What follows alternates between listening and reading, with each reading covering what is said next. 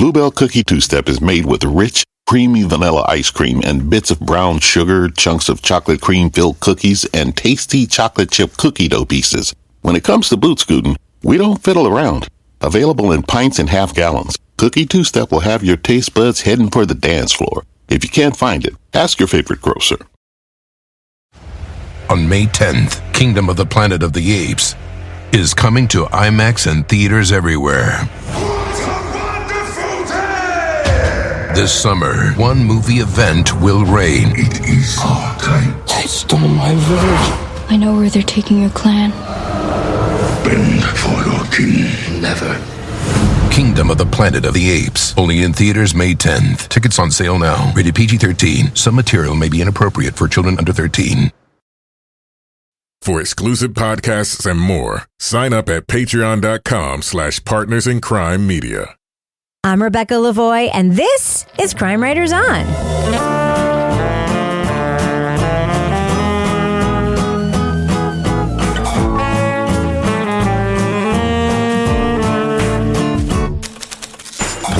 Crime Writers On is the original true crime review podcast that digs into true crime, pop culture, other podcasts. And on this episode, a sleuth who identifies John Doe's gets a call from a man presumed dead for years. Is he the baby who disappeared in the 1970s? And what is his connection to a death row inmate and his own nephew who vanished decades later? We'll review the podcast, Hello, John Doe. Joining me to get that done and more is true crime author, TV journalist, and host of the These Are Their Stories podcast, my husband and love of my life, Kevin Flynn. Hi, Kevin. Reporting for duty. Hello, Rebecca. Kevin. Hello, Rebecca. Also with us. What was that all about? You said hi, Kevin, instead of hello, Kevin. I wanted to get it right on the script because you wrote that. Oh, I think maybe it was hello, John Doe. Oh, also with us is private investigator, certified pet detective, resident cat lady, and author of the Piper Green series of cozy mysteries, Laura Bricker. Hello, Laura Bricker. Hello, Rebecca, my Long Island big sister. And finally, our resident doubting Thomas, the author of the City Trilogy of novels, host of Strange Arrivals, and our Patreon Deep Dive Book Club podcast host, Toby Ball. Hi, Toby. Hello, Rebecca. So, Kevin. Yeah. This is Thursday's program. It is. What's coming up on Monday's show? On Monday, we're going to be talking about the new podcast from Texas Monthly. It's called Shane and Sally. Oh. So, Kevin, I have a question for you. Yeah. You took the dogs to the vet today. I did. How are they doing? Our dog's doing great. Yeah? Why, is this going somewhere? No, What? I was just wondering how they're doing. No, it's going well. You know, Stuart's a little older, got that little heart murmur, but it hasn't gotten worse. He's still good. But we did have to point out that when I was making the appointment for Stuart's checkup, they were having trouble at the vet because they're like, well, our records show that we euthanized him. Yes. And it's like, I'm glad that wasn't on the chart when we went. And you're like, okay, we took care of that for you. Yeah. Okay, so I did a little shorthand. Kevin did not take both the dogs to the vet. I took Briscoe yesterday, and he took Stuart today. And when I took Briscoe yesterday, two very funny things happened. One is that Briscoe has gained 10% of his own body weight over the winter. He gained 7 pounds. So he now weighs 66 pounds instead of 59 pounds, which is what he weighed last time he went to the vet. And my vet was like, oh, is that big for dogs? Yeah. He's like, he's a 6 out of 9 on the obesity scale. So,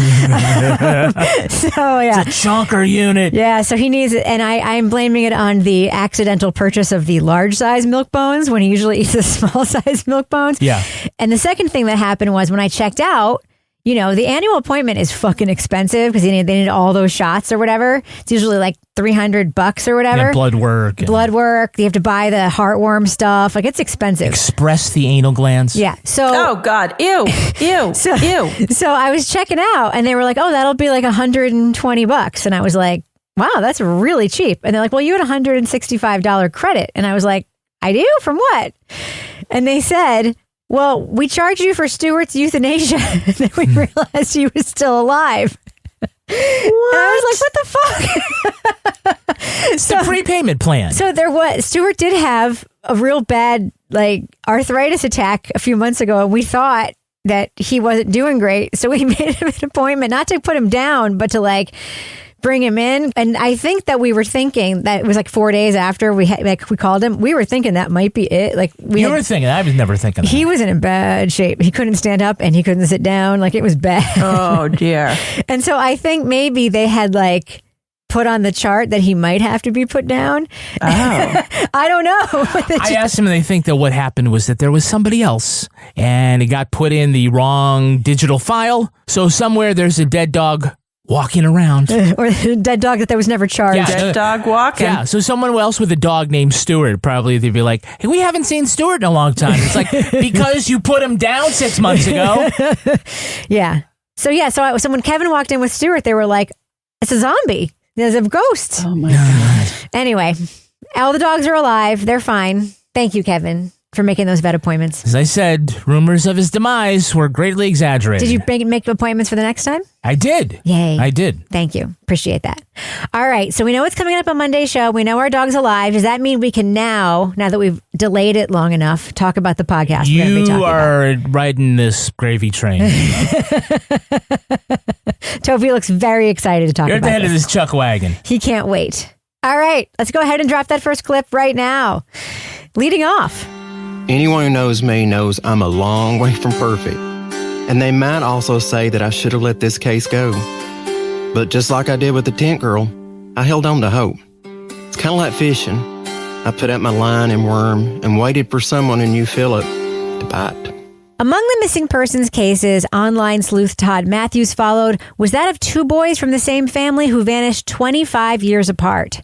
He was shocked to receive a call from a man who thought he might be Phillip Steven Brandenburg, the baby who went missing in 1974. It just opened a floodgate then. I mean, everything started falling into place. And I'm not even good with computers. I don't know how in the world I found all this out. Todd determined Steve Patterson was indeed the John Doe they'd been searching for and helped him reconnect with the mother he never knew. Sandi Brandenburg claimed the underground adoption was brokered by her husband. Soon after, Franklin Floyd disappeared with Sandi's oldest daughter and lived on the run with her for years. Authorities would not tie all these threads together until 3 more people were dead or missing. The actual folders for the case, I would say, would stack about 6 feet high. It's one of the most unique cases I was ever involved with. From iHeartMedia, Revelations Entertainment, First and Last Productions, and Neon Hum Media comes Hello, John Doe. We hear Todd work with Steve to learn more about where he came from, though the answers are discouraging. It also guides listeners through the connections to the Sharon Marshall and Michael Hughes cases and Todd's efforts to reunite a family torn apart by tragedy. Spoiler alert, we are going to be talking about plot points from Hello, John Doe. So if you want to remain spoiler-free, go to the estimated time code in our show notes for our thumbs up or thumbs down reviews. So Kevin, you have to admit, Todd is a very interesting character. Yeah, I mean, factory worker by day, internet sleuth by night, but he seems to be a really effective one. He is definitely the emotional center of this podcast, even though it's about Steve and the family and that whole situation. You know, he has a very comfortable read, sounds a little Bill Rankin folksy, so he definitely draws him in, makes him accessible. And, you know, we hear at the beginning of episode 1 that there is a big change in the story, and since we are in the spoiler area of the podcast, I'll say that we find out at the end that right after they finished recording the podcast that Todd died, which, you know, looking back, makes it seem so tragic, especially when you realize like what his relationship with the dead was a deeper layer of the podcast, you know, that he had these 2 siblings that died. And I remember the first time we went to his grave, I remember my mom,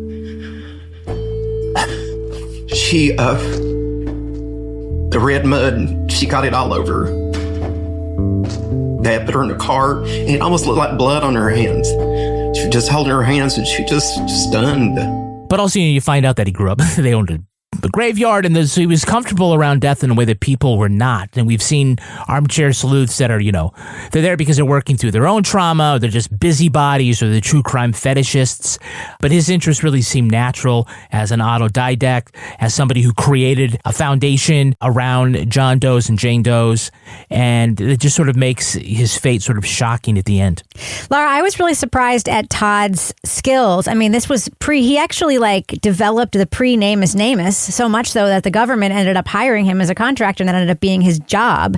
Like, he made the first John Doe database after basically being a hobbyist, so much so that his wife, he made his wife nuts, right? That he was doing this all the time. I mean, it's not uninteresting that he took this on as an avocation and that he actually did a bunch of work and made progress in all these cases, right?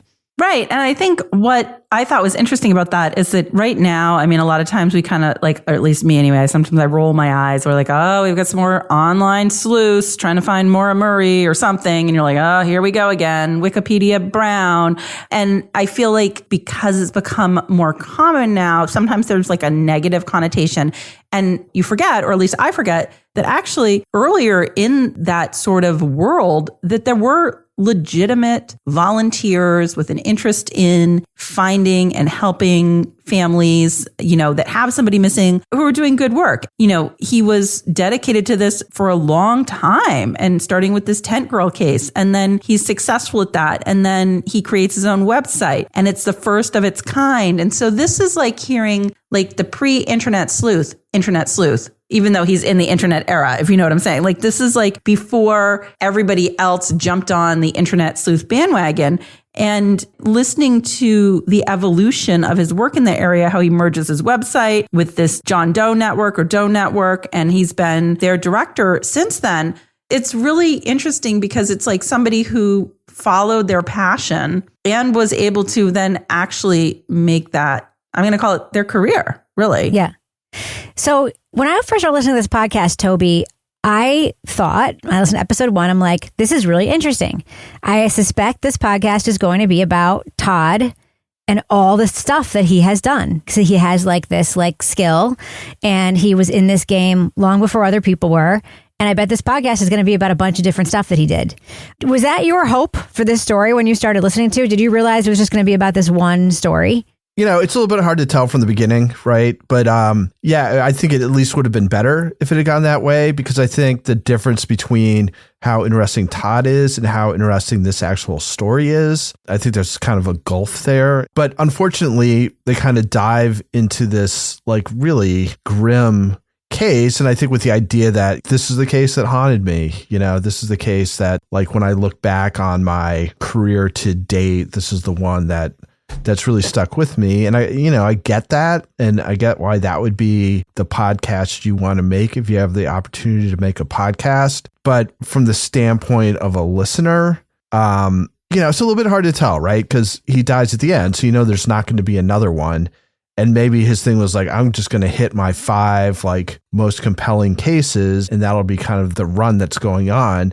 But in retrospect, knowing that that's not going to happen, having had him talk sort of more generally or at less length about more cases, because I'll be honest, there are times when I would just be I'm kind of lost as to what's going on. And I don't think it's his storytelling. I think I've just kind of checked out for a little bit and I'm back, and I'm not quite clear what's happening here. So anyway, again, you can't review what you wanted to be made. You got to review what's there. But in this particular case, it seemed like they had this incredible resource that they kind of directed in one direction, when sort of a broader look, I think would have been better.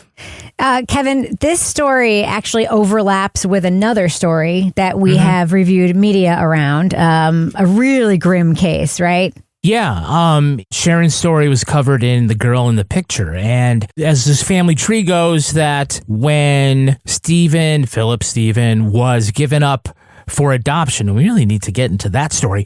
He was the baby, and the oldest sibling was a girl named, I think it's Suzanne was the birth name, right? Yeah. And then where this overlap with Franklin Floyd, this very evil person, ends up being, the next husband. And so he facilitates the adoption of the youngest because there's not enough room in the car or some crazy shit. And then he eventually runs away with the oldest daughter, renames her Sharon, and they live this crazy life on the run where he passes her off as his daughter and eventually his wife, and they have a child, and she dies under mysterious circumstances. And when he wants to claim Michael, who is not his grandson, but his actual son. Allegedly, it's actually not, but he says that it is. Yeah. Oh, that's right. Yeah. I mean, it ends up, that part is unclear, and he is believed to have killed Michael in the woods and disposed of the body. A lot of people in true crime have seen this story before. I didn't recognize it, after we started listening to it. I'm like, oh, that sounds like, and it is, the girl in the picture story. But what's really interesting here is that in Girl in the Picture, Steve's existence comes as a relative surprise, maybe more so as a coda, that all this happened, and all of a sudden they're surprised at the end to find out, hey, there was this long-lost sibling, and we're coming at it from a completely different way. I mean, it's certainly, I think, a little more interesting to come at it in this direction, because I think it's more powerful for Steve to learn of Sharon and of everything that happened with her and with Michael, and that aspect, it's much more shocking than to start with Sharon and Michael's story, and then you bring in Steve, and it just feels like a footnote. Yeah, I will say, okay, couple things. Steve is fucking traumatized, right? Like, it's very clear. The one thing about this podcast, and I know that Todd is like a well-intentioned person, okay? Very clearly. But the subtitle of like my quest to like reunite this family, I don't think that's what Steve wanted. He did not want to be reunited with these people. He was not obligated to be reunited with these people. And the idea that this is like Todd's like mission here, I'm like, Steven, like, not that he was doing fine. Like, he clearly wanted to know who he was, but I think that when he found out who he was like, nope. Like, I am good not being part of this family. Like, this is not what I want to be. He wanted to pump the brakes on this emotionally. And he started drinking. And he was very much backpedaling, I think. I mean, Laura, this is like the worst case scenario in finding out who you are, right? Oh, yeah. That's all I'm thinking as I'm listening to this and I've mentioned this before, that like my father was adopted, and I like for years have been like, I should get my DNA testing done. And then I hear a story like this and I'm like, no, this was the most depressing ancestry DNA type style, connect the dots, who are your family members and where did you come from story.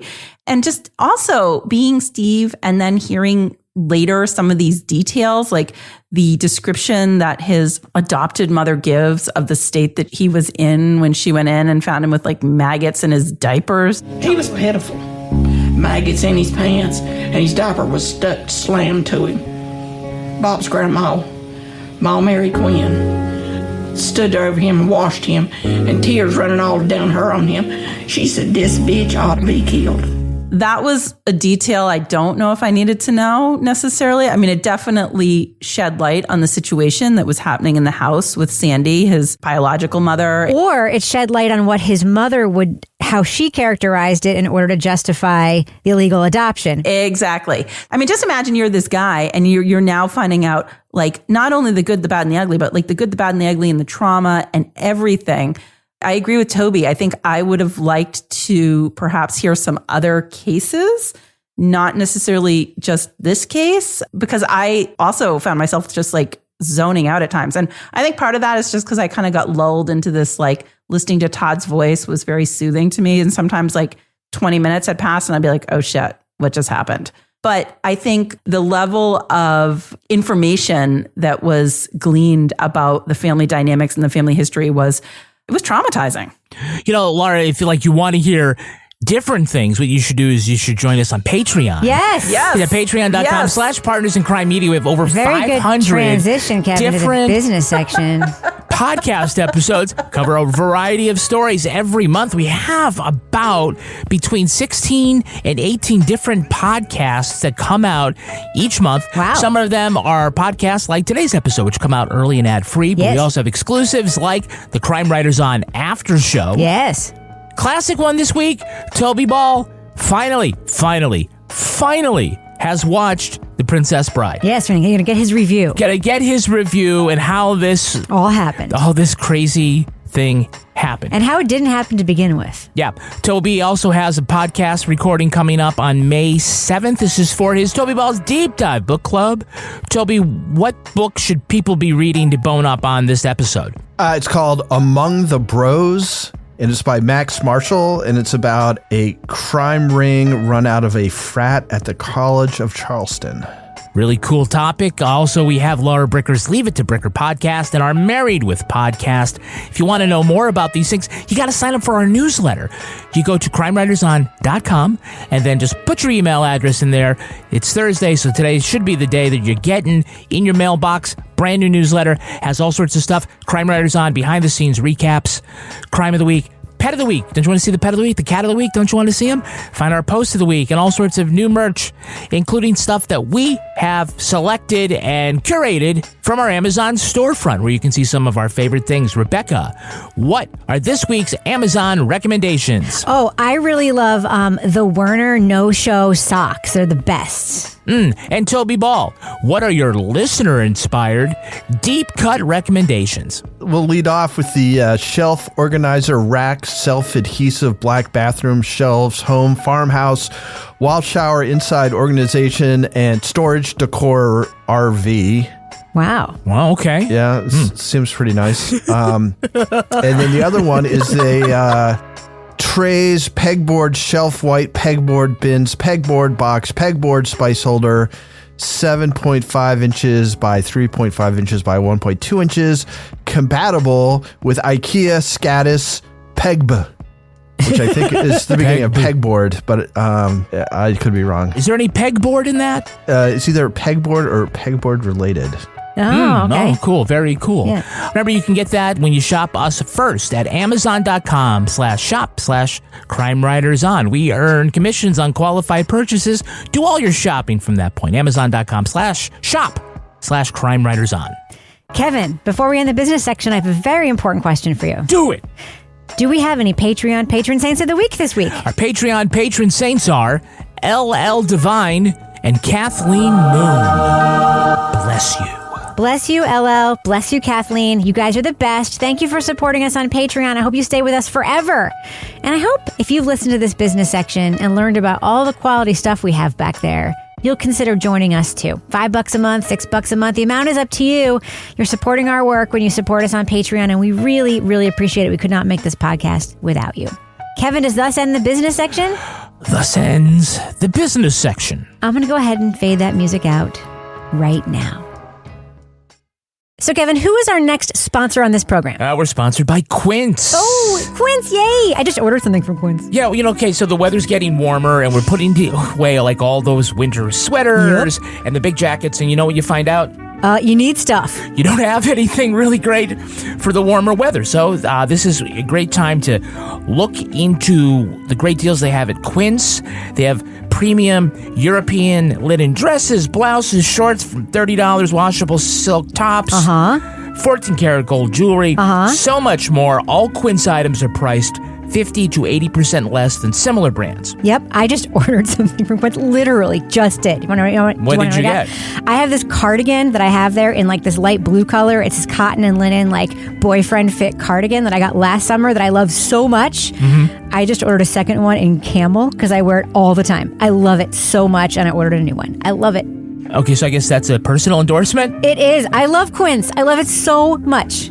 Get warm, weather ready with Quince. Go to quince.com/crime for free shipping on your order and 365-day returns. That's QUINCE.com/crime. To get free shipping and 365-day returns, QUINCE.com/crime. On May 10th, Kingdom of the Planet of the Apes is coming to IMAX and theaters everywhere. This summer, one movie event will reign. It is our time. They stole my village. I know where they're taking your clan. Bend for your king. Never. Kingdom of the Planet of the Apes. Only in theaters May 10th. Tickets on sale now. Rated PG-13. Some material may be inappropriate for children under 13. The South Dakota Stories, Volume 7. My trip to South Dakota was the best summer ever. Now I don't need to go to Mars, because I've been to the Badlands. And I caught a bigger walleye than Dad when we went to the Missouri River.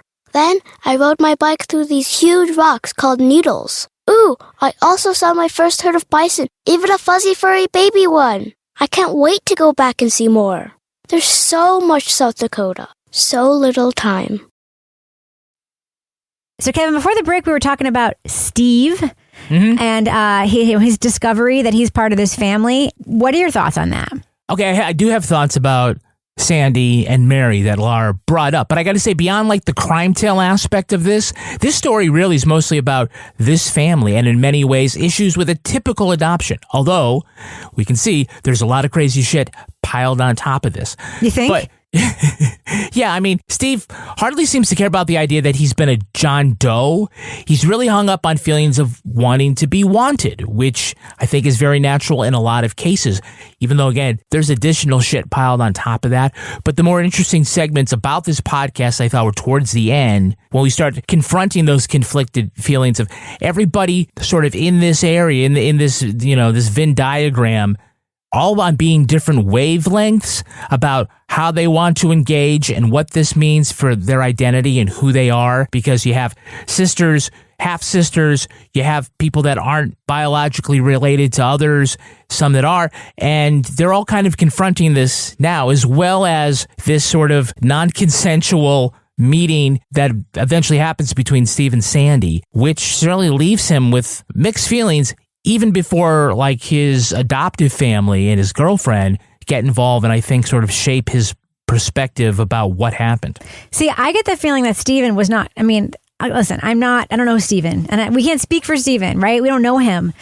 But he was not in a great place before all this. No. He wasn't in a great place. You can tell because he didn't even want to talk to his own parents about the fact that he knew he was adopted, right? Mm-hmm. That speaks to something, that he was already like in some sort of like place where he couldn't communicate about this, right? Yeah. He knows this secret. He finds out that he's a victim of a kidnapping, that he was adopted. He decides to wait years before exploring. He's carrying this around. And he's the kind of person who's going to be like, "That's no big deal." It is a fucking big deal, Steven. It's a big deal. And you know that it's a big deal. You're just pretending it's not a big deal. I felt so bad for this guy, right? Yeah. And like, he's clearly the kind of person who holds a lot of stuff in. And then even the detail of finding the adoption papers, it's like, what were you doing in your parents' closet? Oh, I was looking for a gun. Like, Jesus Christ, Steven. Like, he would just say the most alarming things, like, so casually, right? And it's like, oh, I'm in the car. I don't want to talk to you inside. Because it's like his girlfriend would talk for him because he had been drinking so much that he couldn't, you know what I mean? Like, I felt they didn't have a laptop. That's interesting. Yeah, I just felt so bad for this guy. And yeah, and obviously all the siblings had very different feelings about Sandi. Some of them were like, oh, she's the greatest. She'll give you the shirt off her back. And the other one's like, I fucking hate her. I never like, and it's like, everyone has a different memory about different things about, of course they do, because Sandi's life was a shit show. Like, Sandi was a victim of trauma multiple times. Sandi was also like an alcoholic when she was younger. Sandi had all these issues. Sandi's memory is shit. She doesn't remember anything about her own life. And it's like, Todd, love you, Todd, but you're super functional. Stop trying to force all these people to be functional when they're not ready to be. Like, that's one thing that makes me crazy. I'm just going to divert here for a second. When people say things like, family's family, you got to like get along with your family. They're your family, the only one you have. I'm like, fuck you. You do not. Maybe that's the way your family is, but not everybody's family is like that. And I feel like Todd had this very like functional life. And so through his mind, like, everybody can have that because I'm optimistic. So everybody can be optimistic too. It's like, no, Todd, not everybody's as fortunate as you are. Like, and I don't know, that kind of made me nuts. Well, can I just say, a lot of our adult listeners like understand, like, if they come from an adoptive family, that everybody approaches this differently, and there's no wrong way to sort of feel at any different time. And it certainly seemed like Steve, whether or not he ever wanted to get to know Sandi, because it certainly seemed that like he had sort of picked at this scab before Todd had come along, on Facebook or whatever, that however he felt and however he feels today is kind of how he's supposed to feel. And if there's anything that everybody was too enthusiastic about was trying to get them together and create some sort of familial connection when he just simply wasn't ready to do that. Right. So, Toby, you alluded to this before, but this podcast goes on for a long time. And the stuff that like Kevin's talking about and I'm talking about are just sort of, honestly, they're little strings of things that I pulled out here and there. And then in between there was just a lot that I don't really remember. Same. Like, did you have a sense of this thing kind of like going on and on and on? And there's like a lot of like folksiness in between. And like, I don't remember like 2/3 of this thing, to be completely honest with you. Yeah, I completely agree. I mean, it makes it hard to talk about, right? Because you're trying to recall like stuff that happened in like episodes 3, 4, and 5 or whatever. It's like, not 100% sure. Yeah, I don't know. I mean, it's interesting in a thing that was narrated by the guy who sort of was the prime mover behind all this, but in some ways it feels like it's less his journey than it could have been, which might have made it more compelling. It's also just got this kind of unique, like written in the script folksiness where he's constantly saying things. I wrote a few down. He says the stakes were as high as a Georgia pine. See, it works for her. He talks about somebody giving 110%. He talks about something being like Groundhog Day. I mean, it's just like all these kinds of like folksy kind of stuff. And maybe he really talked like that all the time. I mean, that's fine. I've certainly met people who are kind of like that. But to have it in a script and reading it off just kind of felt a little bit different and maybe trying too hard to write in your own voice. Again, the hard thing with this, I think, it's not like some other stuff where it felt like it was really padded, but it just felt as though there was a lot of time spent on everything. And then it wasn't always clear how things tied together, I guess. And so it was like, what am I listening to? And one of the things that really stuck out to me, and Kevin was talking about this earlier, is there's a point which is like, I'm like, hold on, this sounds super familiar. Like, what's going on here? So I like looked it up real quick and I was like, oh, okay. So I know this story, but that documentary, I think just hit a lot harder for some reason than this one does. That story is to me much more clear, even though we reviewed it like, I don't even know how many months ago. And I wish I could put a finger on exactly what it is that had a hard time keeping my attention. But I do think it may have been sort of the meandering nature of it and just, you know, kind of optimistically ruminating about things or, you know, telling little side stories or whatever. And it became very hard to sort of understand what was important and what wasn't. I totally agree, Toby. I had the exact same feeling. And then, I know we don't talk about ads, but then between that, I was like fast forwarding through like 5 minutes of ads, like every time I'd get into listening to this. Yeah. Well, can I say one thing about the ads? Yeah. There was a built-in ad break that was intentional and then one that wasn't. I'm just going to say this, like, if you know how to do a built-in ad break, do all your ad breaks that way, because an ad break in between paragraphs is so jarring and it really detracts from the listening experience of any podcast, but especially in between 2 paragraphs of a dude talking. Like, it makes no sense editorially, especially if you know how to do it. And then later you decide, okay, we should be doing 2 ad breaks because we're selling the shit out of this podcast. Like, just go back, edit the file, do your little music bumpers, please, because there's just no reason not to. It's bad for the listener. So what about Mary's motivations, Kevin? Because you have a note about that, and so do I. Yeah, so it's... So we should just say Mary is Steve's mother. The adopted mother. Yes, and you know, granted, we can't get in these people's heads. This is obviously through Todd's lens of interviewing, so we only have what we have.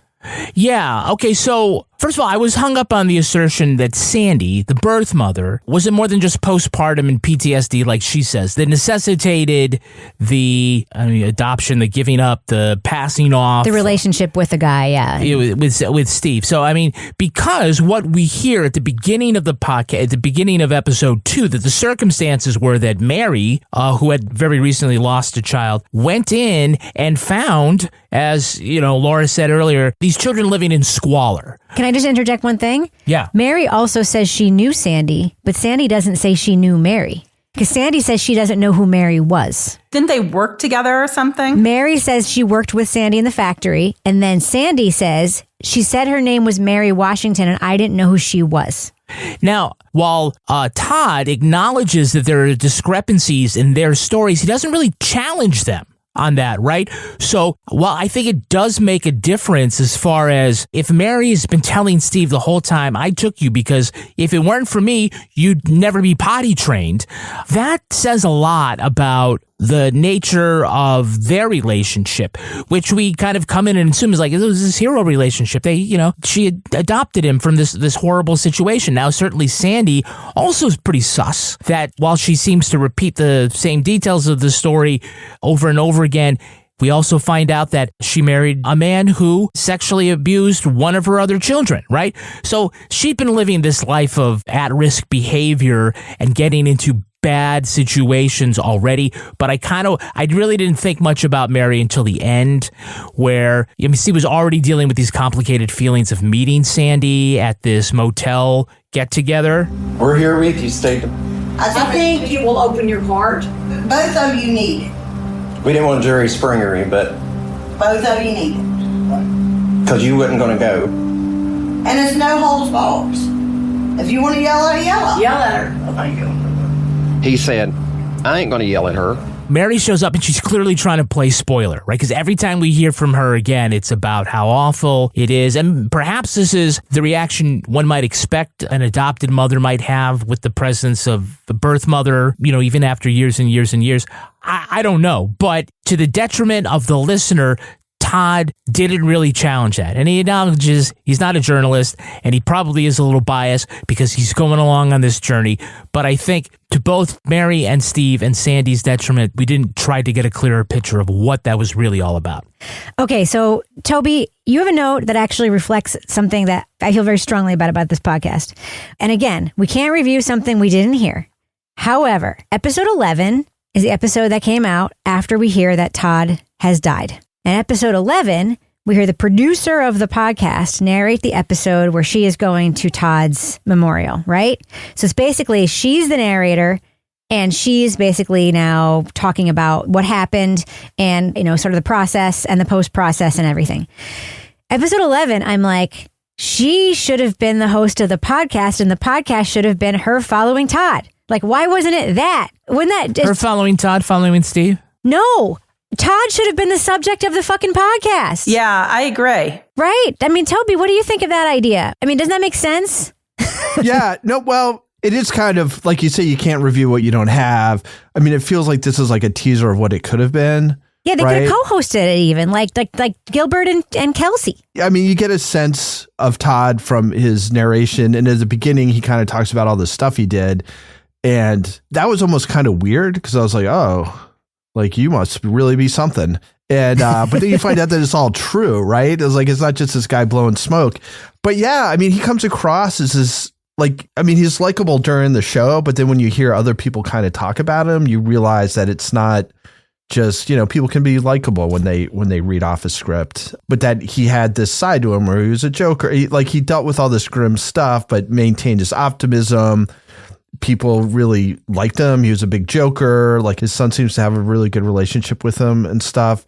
So sort of being to the side of the mic rather than right behind the mic might have been a fine way of going about this. And again, I think made it just easier to follow, quite honestly. I mean, if you're more sort of following his frustrations or his triumphs or whatever, and even just talking to him about what he felt about what was going on. Like it would have been kind of interesting to maybe hear him talk about sort of Steve's resistance to some of the stuff that he's trying to get Steve to do.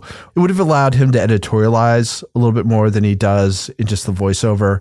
So in some ways, episode 11, even though it's like a bonus episode and it's at the end and it doesn't really touch very much on the main story. It touches a little bit, but not a ton.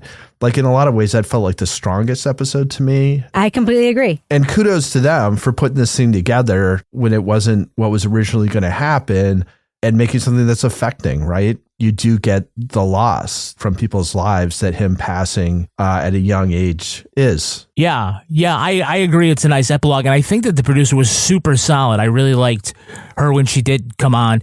But I disagree that I felt like, if they'd done that, then I would have been saying, well, it should have just been Todd, his story all along. I mean, I had an easier time sort of following the narrative than the rest of you guys say so maybe that's why I would see it differently.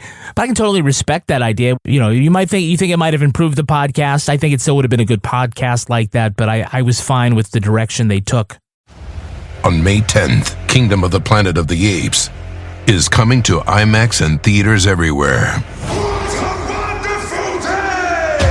This summer, one movie event will reign. It is our time. They stole my village. I know where they're taking your clan. Bend for your king. Never. Kingdom of the Planet of the Apes. Only in theaters May 10th. Tickets on sale now. Rated PG-13. Some material may be inappropriate for children under 13. We've all got those parts of our house where the internet just won't go. Well, if you had wall-to-wall Wi-Fi from Xfinity, you could worry less about dead spots. Because with wall-to-wall Wi-Fi from Xfinity, you get fast speeds, reliable connection in every room, and power for all your devices, even when everyone's online. That's wall-to-wall Wi-Fi with Xfinity. Restrictions apply. Not available in all areas. Actual speeds vary. They say plants like music. Yeah, no, like really, they respond to the vibrations of it, which means that this playlist you're listening to, the plants are too. You know what else plants like? Organic soil from Miracle-Gro. It's made with all the best stuff like wood fiber and compost. Plus, it's OMRI certified organic, which officially means it's made with superior ingredients. And when you give your plants the stuff that makes them happy, they won't judge you on your iffy playlist. Hear that, plants? So go ahead and give them Miracle-Gro. Okay, let's do what we do. Let's let our listeners know. Should they check out Hello, John Doe? Laura Brooker, what do you think? Thumbs up or thumbs down for this podcast? I love going first. This is a mild thumbs down for me. I feel like Todd is a very interesting character. I feel like the work that he's been doing for a long time before everybody else decided they wanted to be an internet sleuth and actually dedicated his life to this is fascinating. I feel like the way this story was told was really hard for me to connect with. And I actually had to just keep trying to re-listen to it because I kept zoning out as I was listening, which is often a problem with me when I'm listening to something that's not like pulling me in. And then I'm like, oh shit, I have to find a way to engage with this. But I did like that we learned more about Todd in the last episode of this. And I feel like having more of a focus on him and maybe more than one or two cases that he had been involved with, I think that would have been like the legacy of the type of work that he's been doing for all these years. So it is a mild thumbs down for me. Toby Ball. You know, I think like Laura, this is a little bit of a tough one for me to kind of wrap my head around in that it's sort of a compelling person and narrator talking about a case that like just didn't leave much of an impression on me. And I found kind of hard to sort of maintain my interest in. I'm kind of stuck between the slight thumbs down and a thumb sideways. I guess I'll give it a thumb sideways just because, again, the narrator, like when you hear about what he's done, like he's not just like another even like particularly dedicated internet sleuth. Like he's somebody who has created things that are actually of use for broad swaths of people and including law enforcement while maintaining a very sort of optimistic, upbeat personality, which you get a very strong sense of through the course of the podcast.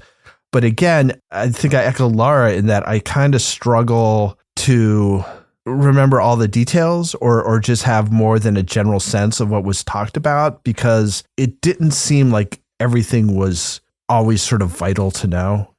So anyway, thumb sideways. Kevin Flynn. I'm going thumbs up. I think that beyond the crime story here as it is, this is really more of a story, a look at a family. Steve Patterson, how he became a John Doe is not nearly as interesting to us or really to him as to the family that he disappeared from and what life could have been and the struggle, the emotional struggle with that, and everybody has, including Todd, the host.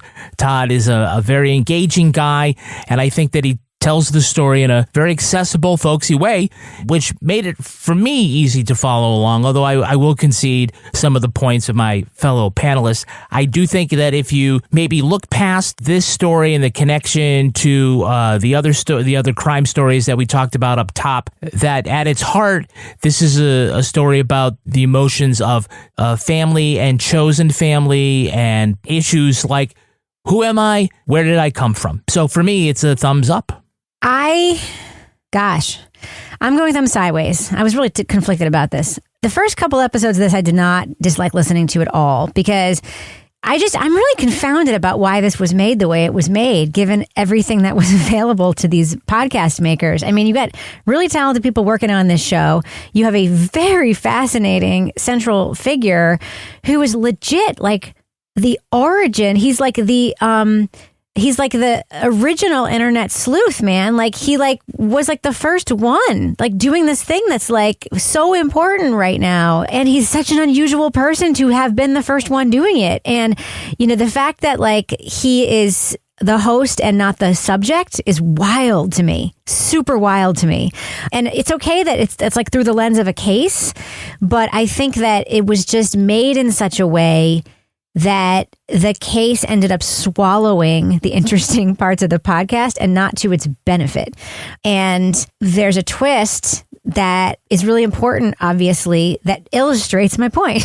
Very, very much so, because I'm just going to leave it there. Like, it's confounding to me that this was made the way it was. It also suffers from this has to be a so many episodes disease. And I think it could have been this many episodes if it had been made with a different angle through a different way. And when we kind of are revealed the people who are working on it near the end of the show, it becomes even clearer that it should have been made in a different way. So yeah, thumb sideways for me on this. It certainly has some upsides. It's really hard to listen to in many aspects. So yeah, that's where I land on Dear John Doe. All right, that's going to do it for us. But before we go, Laura Bricker, I have to ask, do we have a cat of the week this week? We have an animal we haven't had in a while. Now, do y'all remember last year when I rented goats to eat my poison ivy outside my house? Yep. Outside my condo? Wow. If you are looking for a goat, the tiny remote Italian island of Alicudi has 100 residents and 100 wild goats, ideally. However, this year, the ratio of humans to goats has become out of balance. The island is overrun by 6 times the amount of desired goats. More animals per capita than anywhere else. And they're calling on the public to help solve this through an Adopt a Goat program. So if you would like a goat, an Italian goat, you can adopt one now. Wow. Mm-hmm. All right, Laura Bricker, folks want to reach out to you to find out more about goat adoption. How can they find you online? They can find me at Laura Bricker. Mamma mia. All right, Toby Ball, folks want to reach out to you online. How can they find you? At Toby Ball NH. By the way, Kevin does an awesome lamb/goat impression. Yeah. Oh God, at the end of the article, it says, ideally, we would like to see people try to domesticate them rather than eat them. Kevin Flynn, how can you be found? You can find me in our Facebook discussion group. If you want to follow me on Twitter or Instagram or anywhere else, you can find me at Reb Lavoie. Please, please, please join our Facebook discussion group. It's pretty freaking awesome there. Just find us on Facebook. There's a pinned post on our page to join the group. We'll let you in if you could name any one of the 4 of us. Get episodes early and ad-free, plus more than 500 episodes of extra content at our Patreon. That's patreon.com/partnersincrimemedia. It is freaking awesome. We've got all kinds of levels, all kinds of stuff. You will love it back there. Our theme song was composed and performed by Ty Gibbons. Our line editor is the terrific Livy Burdett. The executive producer of this program is my lamb, Kevin Flynn. This show was recorded in the Treehouse Yoga Studio above the Mockingbird Cafe in Bay St. Louis, Mississippi studio, otherwise known as Studio C, The Closet, in our New Hampshire basement, where we also make non-consensual surprise visits to long-lost relatives. On behalf of all the crime writers, thanks so much for listening. We will catch you later. Todd, not everybody's as fortunate as you are. And I don't know, that kind of made me nuts. What can I just say to put a bow on that is that we have that's ironic for me to say that. I'm sorry, Todd. Sorry, R.I.P. Todd. R.I.P. Todd, really.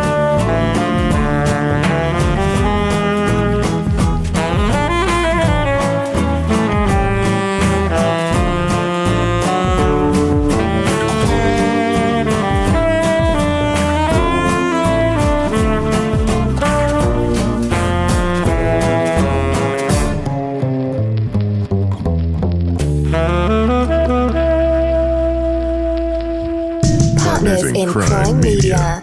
Here you are, BPMs high, sweat dripping, body moving, tongue panting. You're working hard, real hard, and you're thirsty. You need vitamins, nutrients for peak performance and energy. And your plants do too. Aw, I mean, just look at the little guy. Water-soluble plant food from Miracle Grow is full of essential nutrients. Just a little scoop into your watering can and boom, instant feeding and bigger, more beautiful plants. It's kind of like a sports drink for your plants. You may have to suffer from heat, but your plants do not.